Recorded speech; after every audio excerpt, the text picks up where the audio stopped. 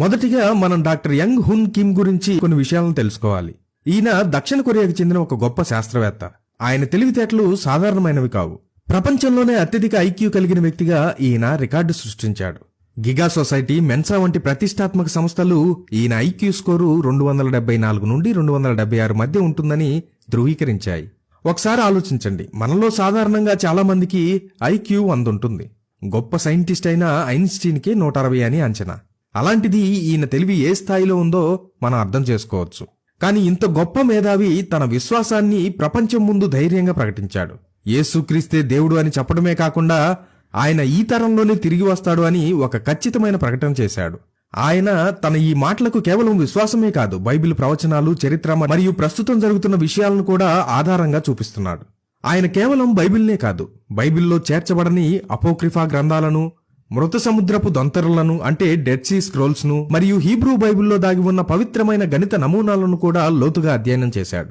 ఆయన స్పష్టంగా ఈ ఆధారాలన్నీ ఒకే విషయం వైపు చూపిస్తున్నాయని చెప్తున్నాడు. అదేంటంటే మనం చివరి తరంలో జీవిస్తున్నామని. డాక్టర్ కిమ్ చెప్పిన మాటలను విశ్లేషించే ముందు మనం యేసయ్య చెప్పిన ఒక ముఖ్యమైన హెచ్చరికను గుర్తుంచుకోవాలి. మత్తయి సువార్త 24వ అధ్యాయము 36వ వచనం.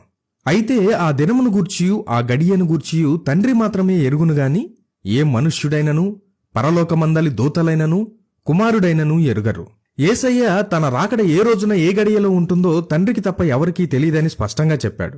మరి అలాంటప్పుడు డాక్టర్ కిమ్ ఎలా చెప్పగలడు? ఇక్కడే మనం ఒక విషయాన్ని అర్థం చేసుకోవాలి.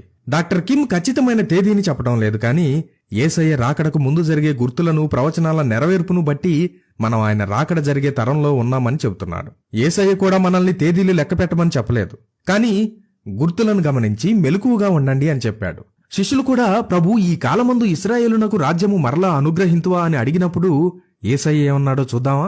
అపోస్తుల కార్యములు 1వ అధ్యాయము 7వ వచనం. కాలములను, సమయములను తండ్రి తన స్వాధీనమునందుంచుకుని ఉన్నాడు, వాటిని తెలుసుకొనుట మీ పని కాదు అని చెప్పాడు.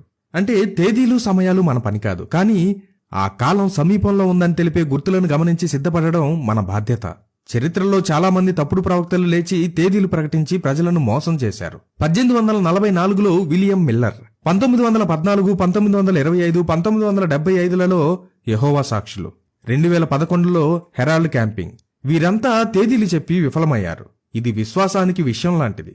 కానీ డాక్టర్ కిమ్ చేస్తున్నది తేదీని ప్రకటించడం కాదు, నెరవేరిన మరియు నెరవేరుతున్న ప్రవచనాల ఆధారంగా మనం చివరి అంకంలో ఉన్నామని హెచ్చరించడం.